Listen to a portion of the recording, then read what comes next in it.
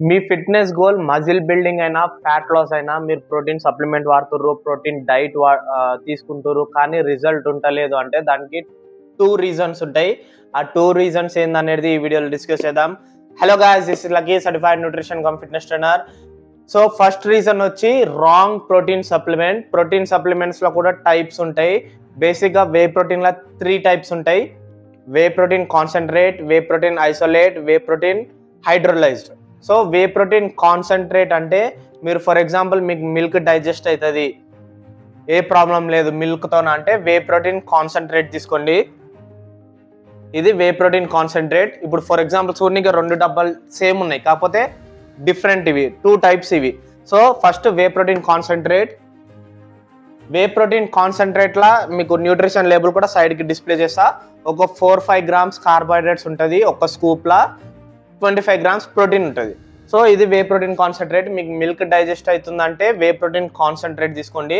లేదు lactose intolerance ఉంది, milk digest కాదు అంటేనేమో second type whey protein isolate.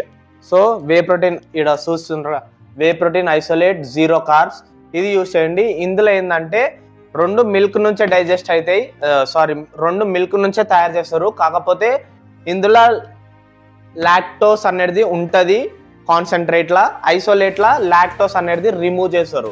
ఒకవేళ మీకు మిల్క్ డైజెస్ట్ కాదంటేనేమో ఐసోలేట్ తీసుకోండి.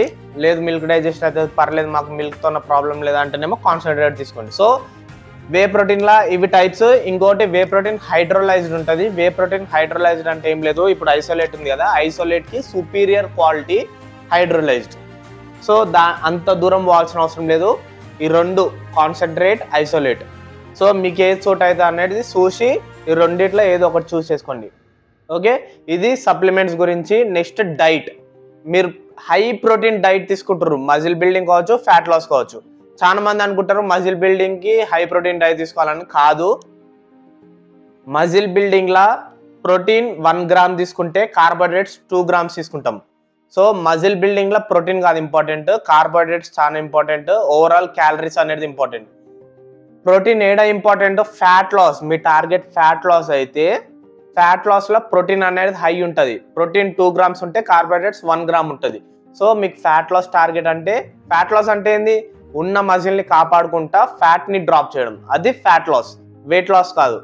సో ఫ్యాట్ లాస్లు ఉండరు, అప్పుడు హై ప్రోటీన్ డైట్ తీసుకోవాల్సి వస్తుంది. సో హై ప్రోటీన్ డైట్ తీసుకునేటప్పుడు మీకు ప్రోటీన్ డైజెషన్ ప్రాబ్లం ఉంటే, తీసుకున్న ప్రోటీన్ ప్రాపర్గా డైజెస్ట్ అయితే లేదు అంటే దానికి ఒక చిన్న ట్యాబ్లెట్ ఉంటుంది, అదేందనేది చెప్తా. సో ఇప్పుడు ఫర్ ఎగ్జాంపుల్ మీరు ప్రోటీన్ ఫుడ్ తింటుర్రు, హై ప్రోటీన్ ఫుడ్ తింటుర్రు, తీసుకున్న ప్రోటీన్ బాడీ అబ్జర్వ్ చేయకపోతే అది వేస్ట్, మజిల్ మెయింటైన్ కాదు, మజిల్ బిల్డ్ కాదు. తిన్న ప్రోటీన్ ప్రాపర్గా డైజెస్ట్ కావాలంటే మీ గట్ల, మీ బాడీలో ప్రోటీన్స్ అనే డైజెస్టివ్ ఎంజైమ్ ఉండాలి.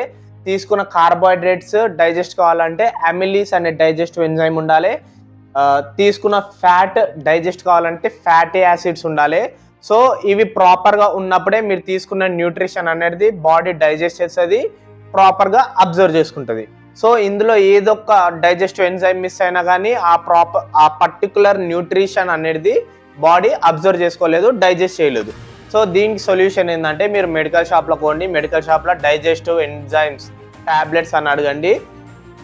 నేను దీని మీద ఆల్రెడీ 3 years బ్యాకే యూట్యూబ్లో వీడియో చేసిన, డైజెస్టివ్ ఎంజైమ్ ట్యాబ్లెట్స్ అని అడగండి. న్యాచురల్, ఇందులో ప్రాబ్లం ఏం లేదు.